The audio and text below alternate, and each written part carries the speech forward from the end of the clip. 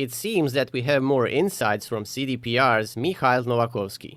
And this time he's saying that he is skeptical of fully AI-generated games. Now, this is a very peculiar topic, so bear with me, because I'm going to go a bit more in-depth than I usually do.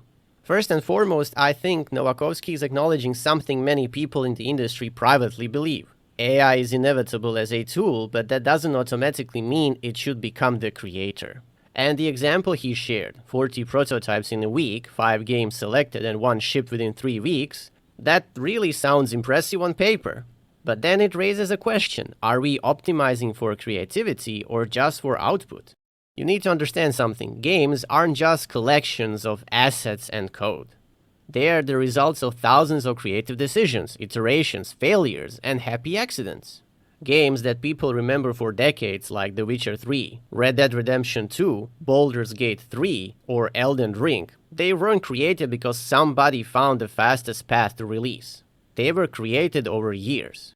Also, when you think about these things even further, the iconic characters in the games were also the product of this particular process. Take Kreia, for example, from Knights of the Old Republic 2, Sith Lords. I don't really think that AI can create that type of a character. Because if you think about it, nobody even came close to create someone as iconic as Kreia. But basically, if everyone can produce 40 prototypes a week, then prototypes themselves become cheap. And then the bottleneck isn't generating ideas, it's pretty much recognizing which ideas are worth pursuing and refining them into something special. Also, if AI makes game production nearly instant, platforms could become overwhelmed by thousands of derivative titles chasing trends. And then what happens is discoverability becomes harder, and you may struggle to separate genuine creativity experiences from algorithmically assembled products. And to be honest, I don't think anyone wants this long-term, at least.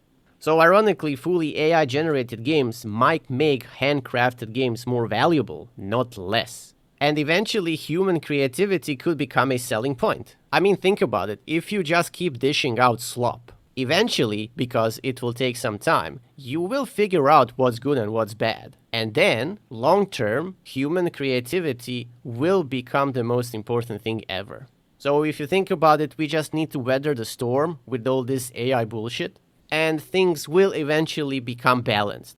Now, it seems that I'm a huge opponent of AI.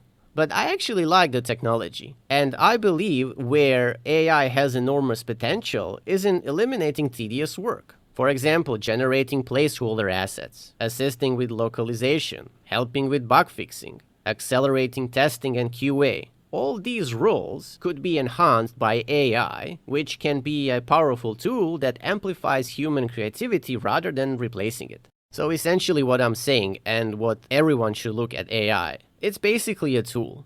Use it to accelerate stuff, don't use it to replace humans. Because we've seen what happens when you replace valuable people, everything goes to shit. Because, as always, human resources are the most important thing for any company. And if you, for whatever reason, forget that, I don't think that you're going to have a pretty decent future to begin with. One interesting point that I would like to make is that games are more than efficiency. This needs to be hammered really hard. Efficiency isn't always the highest goal in art. Nobody praises a novel because it was written in 3 days. I mean, you can do that, but again, what outcome are we going to have? Similarly, nobody says their favorite album is great because it took 2 weeks to produce. In this sense, the emotional impact matters more than the production speed. Which brings me to my next point. Some of gaming's greatest moments came from people obsessing over details. For example, Arthur Morgan's journey in Red Dead Redemption 2, the Bloody Baron questline in The Witcher 3, and all those amazing relationships between characters in Baldur's Gate 3. These experiences feel meaningful because human beings poured years of thought and emotion into them. But then you can say, AI can do this if you feed enough data into it.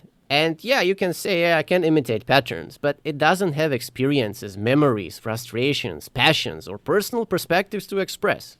Will that be a thing in the future? Well, I don't know, maybe, but as of right now, it's a no-go as far as I'm concerned.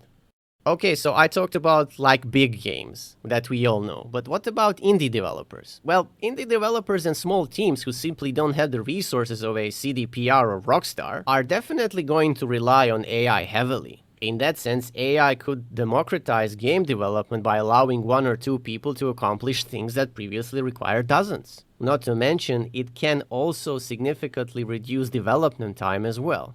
And that aspect is exciting, because some amazing games could emerge from creators who otherwise never would have had a chance. So basically, the problem isn't AI itself, it's the pursuit of replacing people entirely. Because companies have always sought to lower costs and increase output. And that's exactly what AI offers. If you know a bit about economics, the biggest expense for any company are the salaries. And if you reduce the salaries, you immediately increase the profits, and investors love that kind of efficiency. But history shows that cheaper production doesn't necessarily produce better art. Take Hollywood, for example. They can generate endless sequels and franchises, but audiences still celebrate exceptional movies. Music production software, for example, became accessible to everyone, but truly memorable artists remain rare.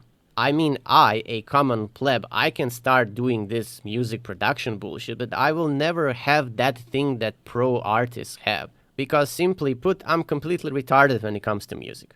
However, my point here is that the ease of creation doesn't eliminate creativity. It made originality more important. So pretty much when you listen to my rambling, my stance when it comes to the AI is pretty much in the middle. I am not for AI 100%, but also I'm not against it. But I know one thing, a future where studios prioritize volume over vision is never a good one. Imagine hundreds of games designed by algorithms analyzing engagement metrics, and then they optimize to maximize retention and spending, constantly chasing trends instead of taking risks. To me, that sounds less like an artistic medium and more like a content factory. You gotta understand, the greatest games often come from weird ideas and passionate creators willing to fail. And those things are hard to quantify and impossible to optimize perfectly. For example, if we made every single game based on, I don't know, metrics and whatnot, then eugenics would never be a thing. And people just adore that freaking game, it's insane. So you might ask yourself, can AI ever make something like that? And I think the answer is pretty much obvious. In any case, I don't think fully AI-generated games will replace human-made games any more than synthesizers replace musicians or cameras replace painters. AI-generated games will exist, that's 100% accurate, and some will probably be fun. Maybe some of them will eventually become hits. But when people talk about masterpieces they'll remember 20 years from now, I suspect they will still be talking about games shaped by human vision. Like I said before, AI may help build those games, but I doubt it will replace the thing that gives them meaning. And at the end of the day, I think that's ultimately what Nowakowski is getting at. Or at least I hope that's what he is getting at. Just because something can be automated doesn't mean automation is the destination. Sometimes the value lies not in how quickly something was made, but in why it was made in the first place. And that's basically the news. Thanks very much for watching, and as always, like, share, subscribe, comment, all that good stuff.